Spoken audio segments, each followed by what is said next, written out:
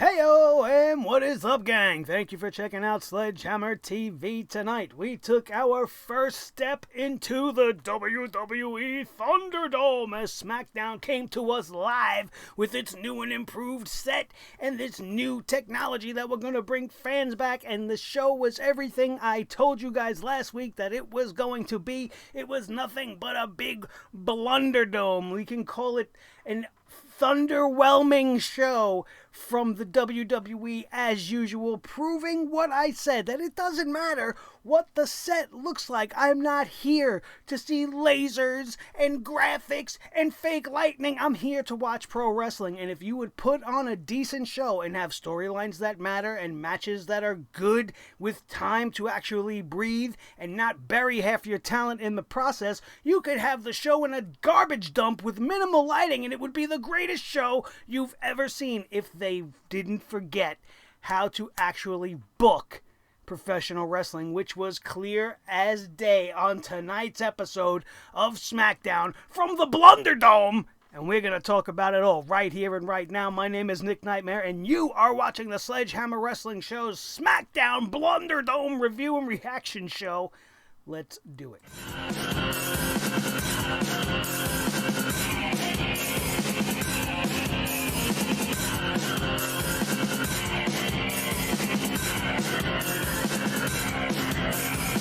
Sledgehammer Wrestling Show.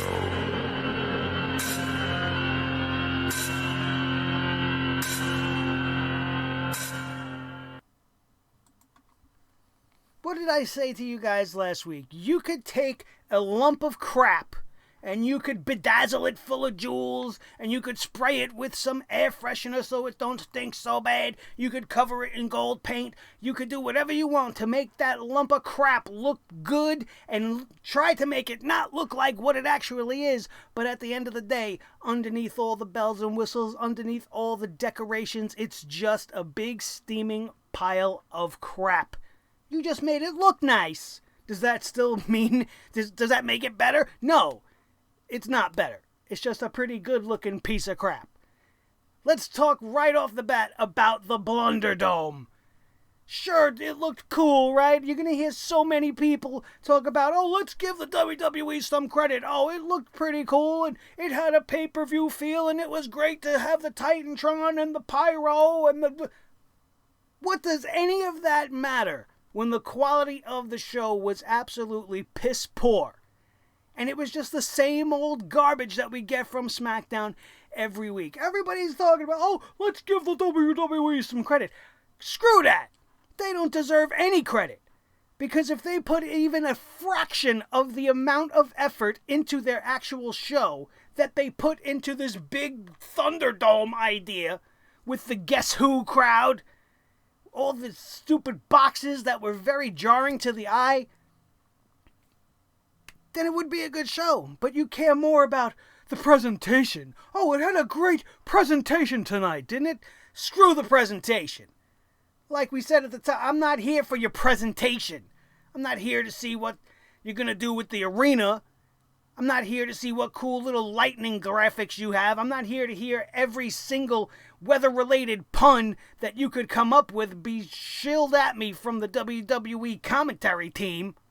I'm here to watch wrestling, and when it comes to wrestling, nobody does it worse than the WWE. First of all, the crowd. Okay, the crowd is not a crowd. It's not a crowd, and it didn't add anything to the show.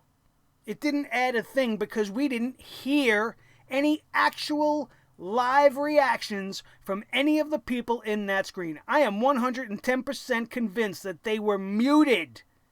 They were muted, and all we were fed was piped-in crowd noise that didn't even fit what was going on at the time in the ring or whatever scenario they were doing. The crowd was just, it was dead.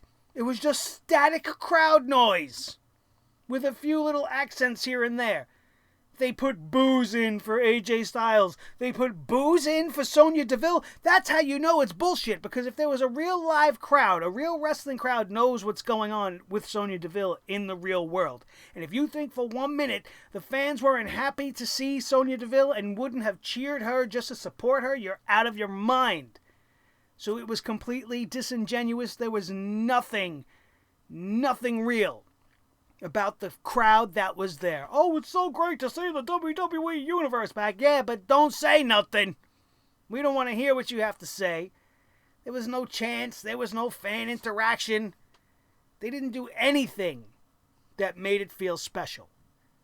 And all in all, I didn't really care. Like, it didn't bother me all that much seeing all the squares in the crowd, and I wasn't paying attention to the fans more than I was trying to pay attention to what they were trying to put on in the ring. So at the end of the day, the ThunderDome is just another place for them to ruin professional wrestling. The show starts off tonight with Vince McMahon. Vince McMahon came out. You know why he was there? To welcome you to the ThunderDome. Because that's all he said. He had nothing else to say, nothing else of value to give to us, the fans. He didn't want to give a little pep talk. He didn't want to thank the fans for their support through all these trying times or whatever. No, he stood there. He welcomed us to the ThunderDome. He said that WWE was going to bring the thunder. It was more like a silent fart, if you ask me. And there was nothing meaningful in Vince McMahon's presence. And they actually had potential because they had The Fiend come out. They had The Fiend come out with the whole entrance and all the fancy lasers and the red lights, and the crowd went away and all of that shit. And then The Fiend comes out and he's face to face with Vince McMahon. And Vince McMahon didn't hightail it out of the ring as The Fiend was coming down to the ring. Don't you think, 74 years old, there's this psycho lunatic in a crazy mask is coming down the ring. Don't you think he would probably try to take off? No. He waits for The Fiend to show up, and then they want to dance. They want to do a little two-step. Vince McMahon steps to the right ever so slightly, and The Fiend follows suit. And then Vince McMahon steps to the left, and The Fiend steps to the left and follows suit. I'm surprised they didn't start doing the hokey fucking pokey and turning themselves around. There was no point to this, because then it was ruined by the arrival of the Big Showman. Oh, I'm sorry. Braun Strowman, Mr. Bald Strowman, the Big Show's little brother, shows up with his stupid bald head and his giant beard, and he came out there and ruined what was actually setting up to be an interesting way to start this ThunderDome show. Imagine some sort of an interaction between Vince and The Fiend. Maybe The Fiend attacks Vince McMahon, gives Braun a reason to come out, but Braun's not the hero. Braun is the heel here. And we'll get into that a little bit more as we get to the end of the show, which was absolutely ridiculous. So make sure you're here till the end to find out just how badly they screwed this whole thing up. And then it gets made even worse by the arrival of Retardrebution. Right? These guys show up in their masks and they surround the ring, which is now Vince McMahon finally decided to leave when Braun Strowman came out there, because God forbid he was involved with the Retribution thing. Don't you think it would have been cooler if Vince McMahon was in there too? Because, Retribution hates WWE so much, maybe they should have attacked the chairman. But no, the chairman was safe and back at the gorilla position before everything was said and done. And here we have the hooded Retardrebution surrounded the ring, surrounded Strowman and The Fiend, and instead of them attacking all at once, the both guys, and having them fighting off this stupid gang of misfits that nobody gives a shit about, The Fiend waves goodbye, the lights go on and off, and The Fiend is now gone, leaving Braun Strowman to himself to get his ass whooped by Retribution. Braun Strowman was not strong enough to handle a group of jobbers in ski masks. And it gets even worse than that, because then the SmackDown roster finally comes down. They were actually being held at bay by this stupid team, and nobody was able to get into the ring. Finally, they were able to shift the gears and switch the numbers, and the pendulum swung on the side of Team SmackDown. And they let these assholes get away. They let each and every one of them run out of the ring. Don't you think you should have grabbed maybe one or two, at least try to unmask to see who the hell is trying to ruin your company and ruin your show? No, we just kicked them around, we threw them out of the ring, and we let them leave. You just let them walk out after weeks of bringing a chainsaw to the ring, throwing cinder blocks through glass doors, setting shit on fire, and you're just going to let all these idiots go without even attempting to capture one of them and unmask somebody? That's just ridiculous. Absolutely ridiculous. It just made no sense. How do you just let them leave? And then, of course, the SmackDown roster has to fight amongst themselves, and suddenly we are being treated to Big E versus Sheamus with the entire roster around the ring, I guess for added protection in case Retribution decides to come back.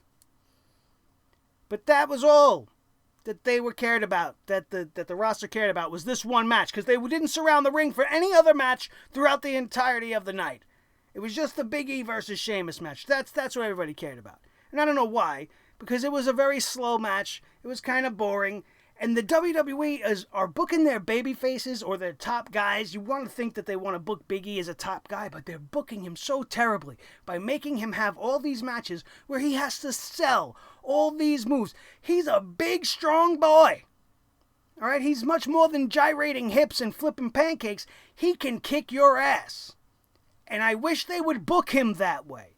Why couldn't he go out there and just handle Sheamus? No, and then they have to make it even worse because Constable King Dickhead Baron Corbin's on the outside. He decides now is the opportune time to attack Matt Riddle, and this is distraction enough for Sheamus. Sheamus turned away from his fight with Big E to focus on what was going on. Why are you looking at them for? What do you give a shit about Constable King Dickhead and the Shoeless Wonder? What do they have to do with you? Nothing. Why do you care? Stay focused. Stay hungry. Stay on top of your challenger. You deserve to lose. If you're going to care more about that, then you deserve to lose. But of course, they don't give Big E some real solid victory, some sort of a clean victory that he could be proud of. No, we have to have shenanigans. And Sheamus has to be able to say, well, I lost, but I was distracted. What is this shit? Who cares about it? Definitely not me, and I know not you. And that's why the opening of the ThunderDome, from start to finish and into and including the first matchup of the night, gets big fat poop hammers all around to every single person involved, every person who wrote the segment, every person that thought this was a good idea, every person that tried their best to execute this garbage. I'm sorry. You're all getting smacked in the head with big, fat, stinky poop hammers. Because that's what it feels like as a wrestling fan. I feel like while I'm sitting here ingesting 2 hours of the ThunderDome from SmackDown, I'm getting hit in the head with pieces of shit. So that's retribution from me to them. You get the poop hammers, you bastards. This show was awful. Absolutely awful. Let's get a little bit... What did we get next? Okay, next up we had Jeff Hardy in the back. Apparently he was out there during the scuffle with Retribution and he was clipped from behind and his knee is bothering him. He doesn't know if he's going to be able to compete tonight. This asshole doctor that diagnoses him thinks it's probably not a good idea, but he's going to allow AJ to compete. Going to allow Jeff Hardy to compete against AJ for the Intercontinental Championship later on tonight. This doctor should have his license revoked. It's just some stupid, stupid stuff. The Loser House Party got a tag team championship matchup against the champs Shinsuke and Cesaro. Again, repeat booking. We've seen this match already. Now they have lost again. There's no reason for them to even be sniffing around the SmackDown Tag Team Championships from this day forward. And the only interesting little thing that happened here is at the end of the match, after Shinsuke and Cesaro won, there was dissension in the Loser House Party. Apparently, Kalisto took exception to the fact that these guys lost, and all of a sudden there was scuffling going on in the middle of the ring. Are we watching the dissolution of the Loser House Party? Who cares? Who cares? You think anybody's going to give a shit about a rivalry between these guys? I certainly don't. They don't give us a reason to care. They've been nothing but glorified jobbers and perennial losers every single time we see the Loser House Party. So who cares what they're going to do with them in the future? Is it possible it could become a good program? Sure, it's possible. But I don't give the WWE credit for trying. They have to execute and follow through and make it worth our time. Then, and only then, will I say, well, you know what? This wasn't such a bad idea after all. We also, after this match, they cut to The Miz and John Morrison backstage talking over everybody, doing their stupid comedy shtick. And one thing I forgot to mention at the beginning of the show was The Miz. The Miz, conspicuous by his absence during the throwdown with Retribution and the SmackDown roster, ended up showing up when everything was over. He came out like he was part of it and giving John Morrison high fives and shit. And now we got people online going, oh, well, wouldn't it be great if The Miz was the leader of Retribution? How would that be great? That would make so little sense and would make everything that has happened up until this point with this group absolutely meaningless. The Miz should have nothing to do with Retribution. What is he crying about? All he's done is get opportunity after opportunity after opportunity. What's he need Retribution for?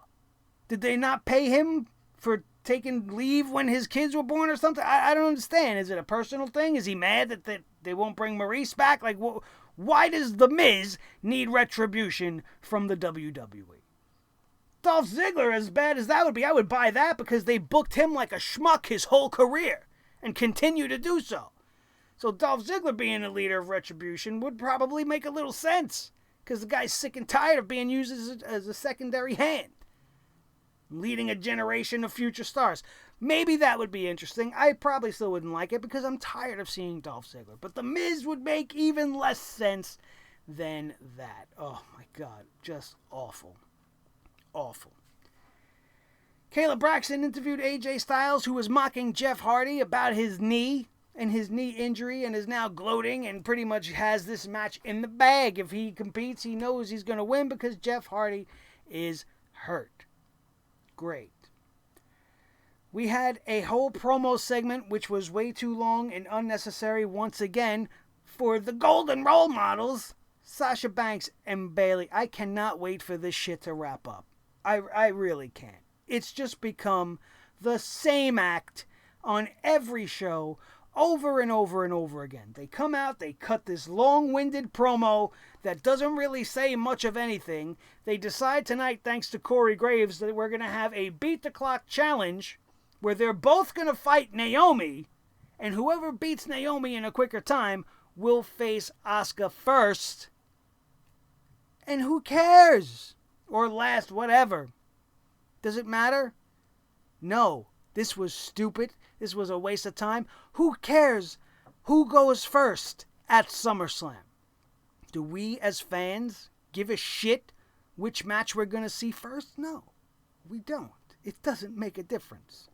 Sure, it matters to them in a way, but this was felt so last minute and just like spur of the moment, and then all of a sudden Corey Graves has authority to be suggesting matches, and then these girls went through with the match. And how does this make Naomi look? How does this make all of the girls look? Naomi lost to Sasha Banks in about 3 minutes. I think it was 3 minutes and 50-something seconds, maybe just under 4 minutes. And then after being beaten by Sasha, she beats Bayley directly after they did consecutive matches, one after the other. Beats Bayley by hitting her in the face with her ass in 2 minutes. How does that make anybody look good? Naomi lost, and then she won, and then the champ lost going into this Sunday. And they're trying to restart this whole bickering between the two friends, and, oh, well, I got your back, and I'm not trying to put you on position, and it's just nonsense. It's nonsense. It was way too much time dedicated to something that doesn't matter, which is the WWE's specialty.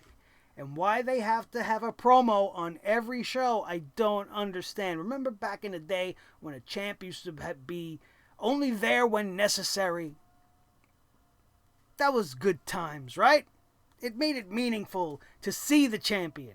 But when you see him over and over, and I have to hear their cringy, I'm Sasha 2 belts, and I'm Becky Dos belts, and I don't care. It's run its course. You're not getting it over.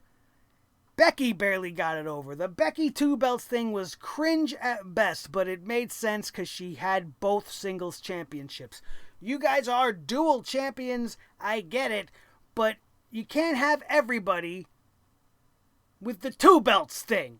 And then what's going to happen at SummerSlam? Sasha's going to lose to Asuka, and then Bayley's going to lose to Asuka again. We're going to have Asuka 2 belts now. Enough with the 2 belts. Let's start going back to individualism with the championships, please. Because it's just making it worse and worse. Worse and worse by the day. The Beat the Clock challenge was awful and did nothing. And then Asuka came out at the end and made them look even worse as she came out and took care of Sasha and Bayley also. Keeping her momentum up for this Sunday's SummerSlam event. And I really could care less. This is one of the worst booked things I've ever seen. There are so many women in the women's division right now. Having Asuka going for both championships is just completely unnecessary. In the back, Kayla Braxton was talking to Sonya Deville, but Sonya Deville doesn't want anything to do with Kayla Braxton. She feels disrespected just by the presence of Dana Brooke, which I don't blame her, because who the hell wants to see her?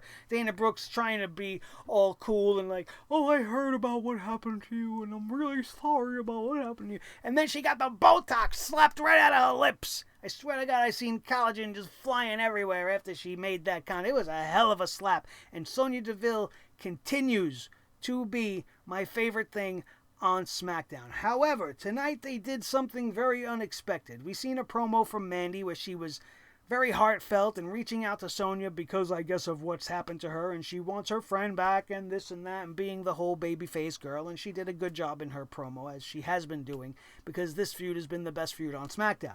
And then Sonya Deville comes out to the ramp, and she's talking to Mandy Rose, and she was full of fire, man, and you can't blame her. With everything that she has been through, she probably was trying to get it out. You know, all that adrenaline just rushes right to the forefront, and her promo was very good, very intense. She said to the crowd, you know, people don't care. I'm sorry, people know that I don't care whether or not I'm bald. And apparently you don't care now either, so we are going to raise the stakes. We're going to raise the stakes. We're going to make this match a no disqualification match, and the loser is going to leave WWE. The hair versus hair thing is off the table, which makes everything that has happened up to here kind of meaningless, with the whole Mandy Rose having her hair cut. Usually that's the end of the road, is the hair versus hair match. However, it's quite possible that Sonya Deville might need some personal time to process the craziness that has been her personal life right now. And you can't blame that girl if that's in fact where they're going. The weird thing will be if Mandy Rose loses. And Mandy Rose, who was also involved in this whole real-life situation with Sonya Deville, is the one that leaves. Now, there's a couple of interesting things that can happen there, and there's a couple of ways out of that, but I was kind of looking forward to the hair versus hair thing. I think that was the go-to ending for this match, but considering everything that's going on, the only thing that matters is the follow-up. All right, somebody's going to win, somebody's going to lose, the loser's going to be leaving town. And if it's Sonya Deville, then she's going to take a little bit of a sabbatical and she'll be back with a vengeance. And I think this is probably the worst time for her to leave because she's so hot right now. But there's also the possibility that it is Mandy, and that kind of opens up the door for a couple of things. You know, Otis is her boyfriend right now. Otis has the money in the bank. What if he tries to give Sonya the money in the bank to save Mandy Rose's career? I don't see that as a real feasible possibility, but it's there. And even if they did do it, like, why book the loser leaves town thing if you're not going to follow through with it and nobody's really going to be gone for a while? So it's like a double-edged thing, but we'll have to see where they go. Mandy Rose is a good promo, and she's getting better, and Sonya Deville is absolutely fantastic. She continues to be my favorite part of this show. Jeff Hardy defeated AJ Styles to win the Intercontinental Championship tonight. 2 days before SummerSlam, which is the obvious choice to do it, or should be the place where Intercontinental Championships change hands. The interesting thing here is, remember what we talked about earlier. Jeff Hardy was attacked. Jeff Hardy has a bum knee. Jeff Hardy was cleared by a ridiculous doctor to take part in this. And then by the end of this thing, we have a 100% healthy Intercontinental Champion, AJ Styles, losing to Jeff Hardy with one bad leg because Jeff Hardy cheated by hitting him with the knee brace so that he can get payback at possibly Payback, the reason for the name. Oh, we have a match now for the aptly named Payback because AJ's going to want some payback. You had the babyface cheat to win. You had a championship title change just to have it happen in the Thunderdome. I'm sure that's what they decided. There was no reason for them to do this here. AJ Styles should not be losing the Intercontinental Championship yet, no matter who he's facing. I don't understand it. And the match that we got was bullshit. Let me tell you something. I have seen AJ Styles versus Jeff Hardy on multiple occasions in another company many years ago, and what we seen tonight was barely a fraction of what these guys are capable of in the ring. Maybe they're holding it for this rematch at Payback, but the bum leg, with a bum leg, falling and stumbling off the top ropes, barely even to make it down to the ring. He came out for his entrance. He's doing his banner, and he's like, oh, falling and dragging his legs. He went to do the whisper in the wind, and he went to the top rope, and he stumbled and fell. Guy can't even stand on 2 feet, but he could beat AJ Styles. Awful. Absolutely awful. I hated this.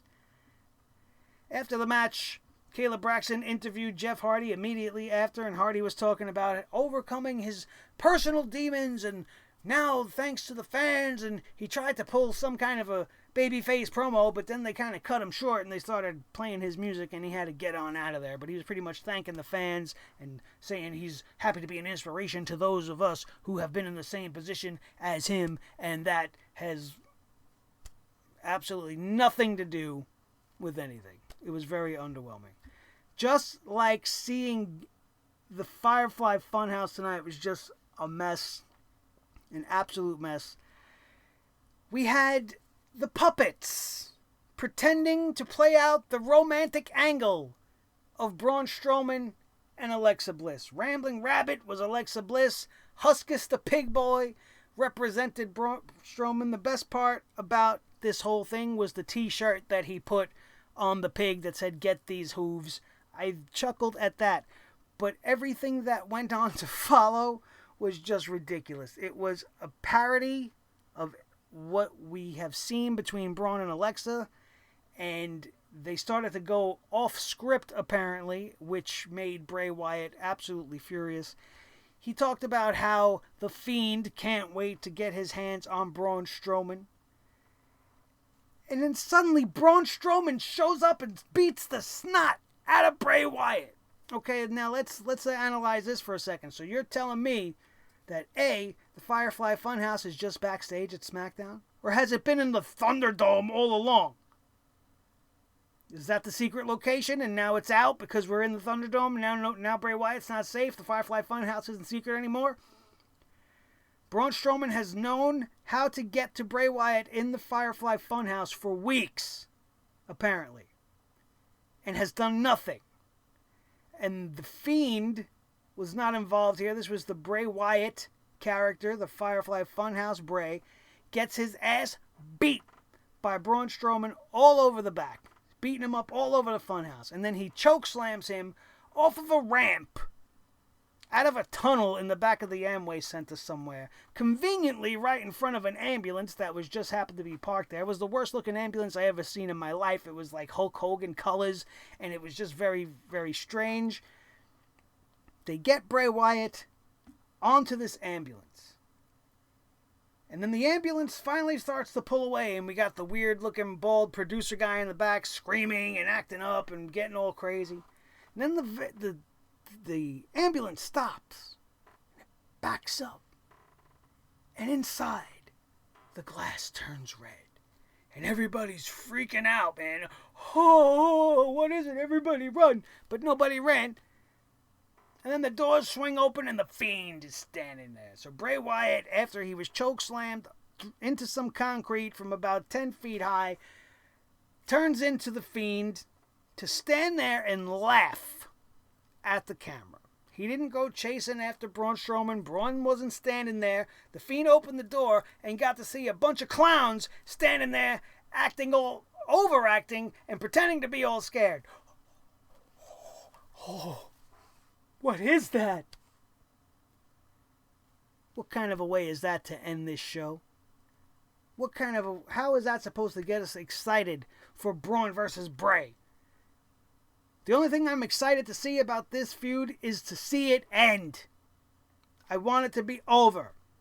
And I want the Fiend to get the belt back from the big showman. I was going to say something worse there, but I'm not going to do it. I'm going to take the high road over here.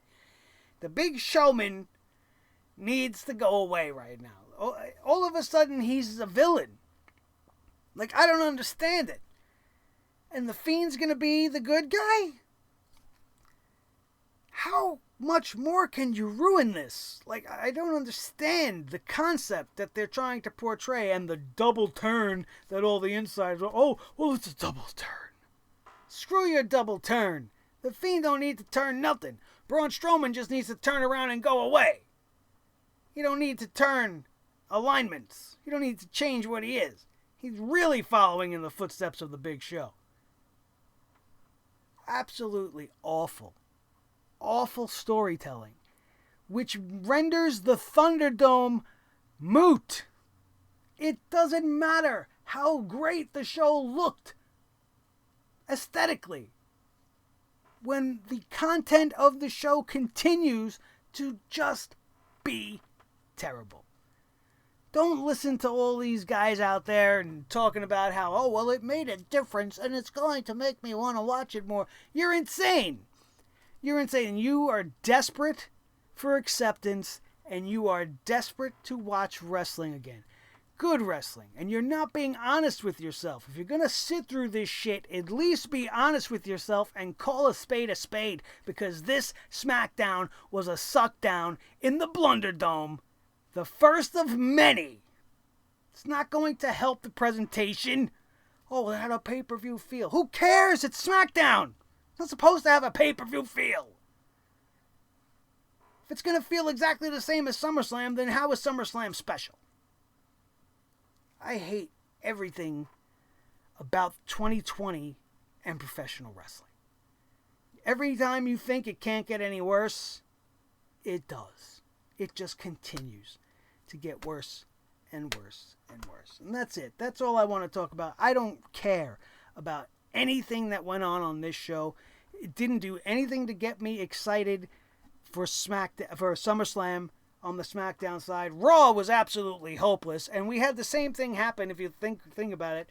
On Raw, we had Retribution show up at the beginning of the show, cause some chaos, and never be seen again, and the same thing happened here tonight. They showed up at the beginning, and then decided to let the ThunderDome run absolutely fine for the rest of the evening. Only Sonya Deville and her promo was worth my time. And you're talking about 3 minutes of a program that's 120 minutes long. You gave me 3 minutes to latch onto. And the rest of it just gave me IBS. Which is why you all get poop hammers. Every single one of you. Absolutely awful. Thank you all so very much for joining me here today. If you had a good time listening to my rant and rave, you can hit that thumbs up right now. It really helps this video get pushed out there on the algorithm. And then most importantly, if you are not already a Sledgehead of the Sledgehammer Nation that we are growing here, hit that subscribe button right now. Make sure your notifications are on so that you don't miss our coverage of SummerSlam weekend and beyond as we continue to be forced to sit in the ThunderDome with a bunch of fans who are nothing more than a bunch of squares, digital squares, not reacting in real time, and probably muted for safety. My name is Nick Nightmare. This is the team Thor the Sledgehammer, the official Sledgehammer of the Sledgehammer Wrestling Show. His tag team partner, the World Heavyweight Champion of all the microphones in all the world, Mr. Blue the Snowball, who's picking up so much reflection from the green screen that he's almost disappearing on his own. He's probably just as embarrassed as I am and is trying to disappear from being part of the professional wrestling world, and who could blame him? The most important member of the team, as always, each and every one of you. Don't forget to check out everything else on the channel if you missed the Raw review, and please be here for Sunday when we bring the hammer down on SummerSlam from the ThunderDome. That, my friends, is going to do it, and we are out of here. And we will see you next time right here on your new favorite wrestling show, the Sledgehammer Wrestling Show, only on Sledgehammer TV, right here on YouTube.com.